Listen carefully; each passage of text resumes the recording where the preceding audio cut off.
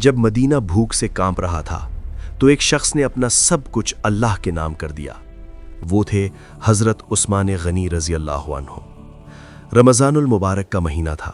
مدینہ منورہ میں قحط کی کیفیت تھی، اناج کی قلت تھی اور لوگ فاقوں پر مجبور تھے۔ ایسے نازک وقت میں ایک تجارتی قافلہ شام سے مدینہ پہنچا۔ یہ قافلہ کسی عام شخص کا نہیں بلکہ حضرت عثمان بن عفان کا تھا۔ اس قافلے میں تقریباً 1000 اونٹ تھے جو گندم، کھجور اور دیگر ضروری سامان سے لدے ہوئے تھے۔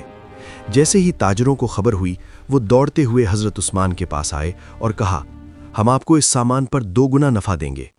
مگر حضرت عثمان نے مسکرا کر جواب دیا، مجھے تم سے زیادہ نفع دینے والا مل گیا ہے۔ تاجروں نے حیرت سے پوچھا، کون؟ آپ نے فرمایا، اللہ تعالیٰ، جو ایک نیکی کا بدلہ 10 گنا بلکہ اس سے بھی زیادہ دیتا ہے۔ اور پھر رمضان کی اس بابرکت گھڑی میں آپ نے پورا کا پورا قافلہ مدینہ کے غریبوں میں صدقہ کر دیا۔ نہ کوئی حساب رکھا، نہ کوئی شرط لگائی، نہ نام کی تشہیر کی، بس اللہ کی رضا۔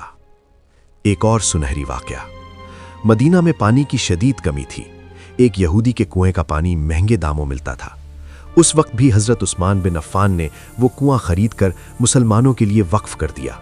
یہ کنواں آج بھی بیر روما کے نام سے موجود ہے۔ رمضان صرف عبادت کا نہیں، خدمت کا بھی مہینہ ہے۔ حضرت عثمان نے ہمیں سکھایا کہ مال اللہ کی امانت ہے اور اس کا بہترین مصرف اللہ کی راہ میں خرچ کرنا ہے۔